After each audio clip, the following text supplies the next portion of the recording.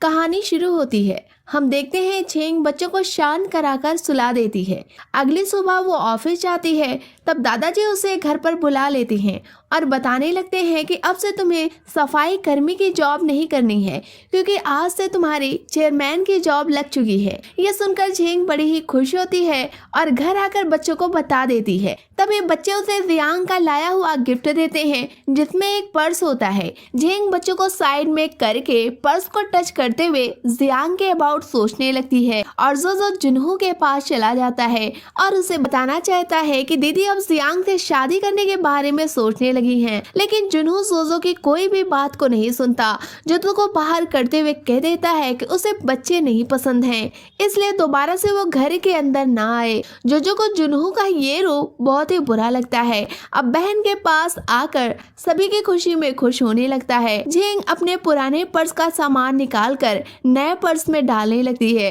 तभी जुनहो की वो हुक बटन उसे मिल जाती है। अब वो फौरन ही जुनहो के पास पहुंच जाती है और जुनहो झेंग को देखते ही चिल्ला पड़ता है कि पहले भाई को भेजा, अब तुम आ गई हो, आखिर क्या चाहती हो? मैं तुम्हारी कोई भी हेल्प नहीं करूंगा। वो ये सब कह ही रहा होता है कि तभी झेंग उसके हाथ में बटन को रख देती है।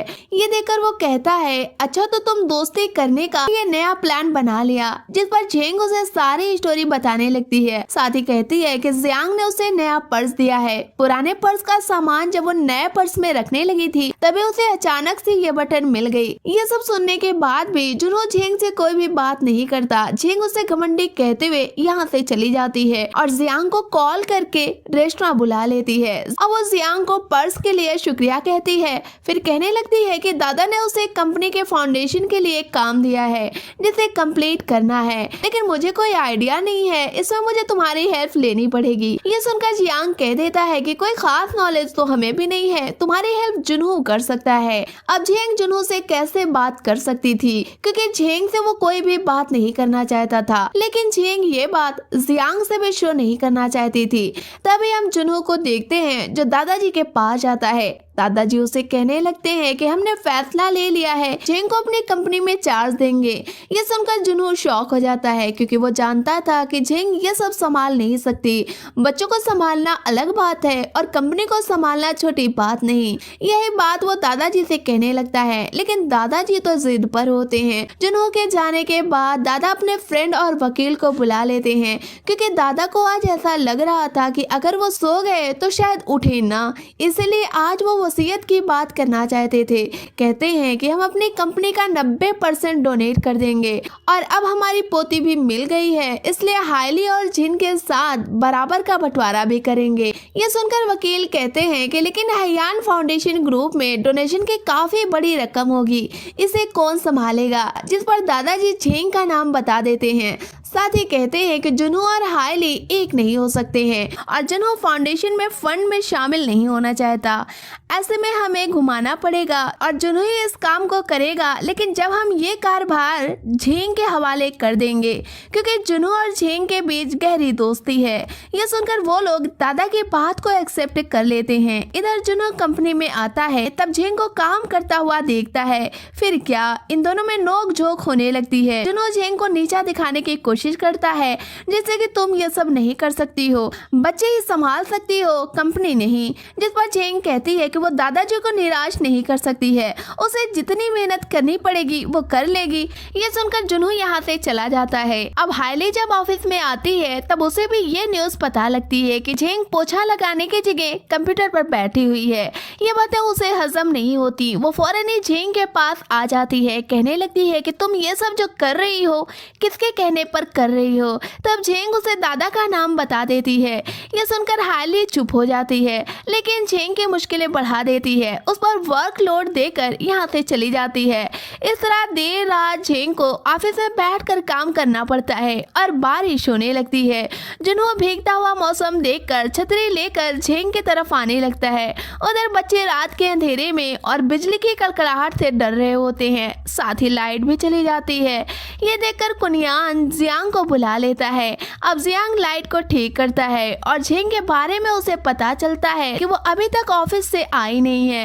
यह सुनकर जियांग उसे लेने के लिए चला जाता है। इस तरह जुनू और जियांग एक वक्त पर एक ही जगह पर मौजूद होते हैं और जियांग जुनू को देख नहीं पाता। अब जियांग झेंग को गाड़ी में बिठा कर ले जाने लगता है। ये देखकर जुनू निराश होकर वापस आने लगता है। अब वो मन ही मन सोचने लगता है कि ये लड़का उसी लड़की के पीछे क्यों पड़ता है जिसके पीछे मैं होता हूँ, इसलिए हमने हाली को छोड़ दिया। लेकिन अब ये क्या, ये तो झेंग के पीछे भी पड़ गया है। खैर इसे इग्नोर करके जुनू झेंग की हेल्प करने में लगा होता है। अगले दिन देखता है कि हाली ने झेंग को परेशान करने के लिए 2000 कूपन प्रिंट करके लोगों में बांटने की बात कही है।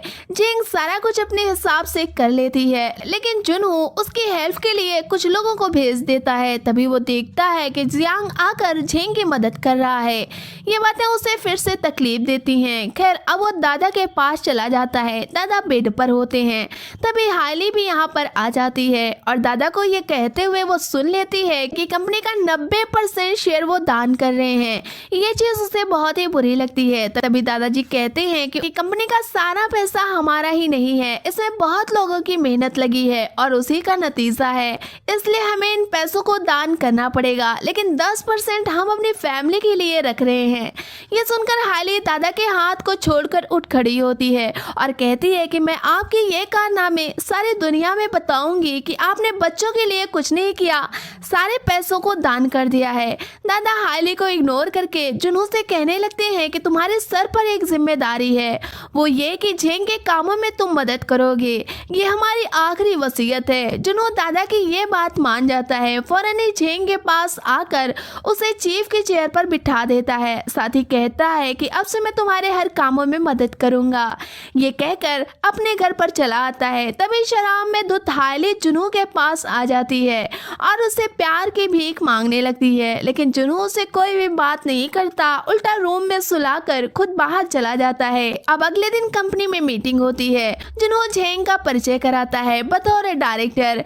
अब झेंग अपने बचपन की कहानी बताना शुरू कर देती है, जिस पर हाली हंसने लगती है और दादाजी झेंग की बातों को बहुत गौर से सुन रहे होते हैं और बाकी एम्प्लॉयज भी झेंग को देख रहे होते हैं। लेकिन हाली के हंसने की वजह से सारे लोगों का ध्यान हाली की तरफ चला जाता है। अब हाली कहती है कि ये कंपनी नहीं संभाल सकती, ये तो कंपनी संभालने के काबिल है ही नहीं, क्योंकि इसे तो कोई आइडिया ही नहीं है। ये प्रोजेक्ट की अबाउट बात नहीं कर रही है, बल्कि ये तो फैमिली की बात कर रही है।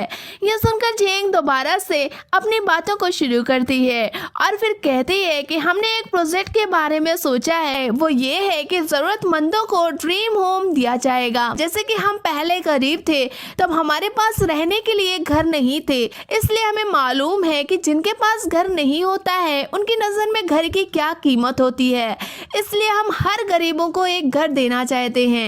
ये सुनकर वहाँ पर बैठे सारे ही लोग झेंग के लिए तालियां बजाने लगते हैं और हाली सबके बीच शर्मिंदा हो जाती है। अब झेंग हाली को तिरछी नजर से देखने लगती है और यहीं पर इस पार्ट का एंड हो जाता है। अब अगले पार्ट में हमें इसके आगे की कहानी का पता चलेगा, जो कि जल्द ही हमारे इसी चैनल पर अपलोड किया जाएगा। इसलिए आप चैनल को सब्सक्राइब करके रखें, बेल आइकन को भी प्रेस करके रखें, जिससे कि वीडियो अपलोड होते ही सबसे पहले आपके पास पहुंचे। तो फ्रेंड्स, अब तक की आपको कहानी ये कैसी लगी हमें कमेंट बॉक्स में जरूर बताएं। वीडियो को लाइक करें, शेयर करें। मिलते हैं आपसे नेक्स्ट वीडियो में, तब तक के लिए टेक केयर।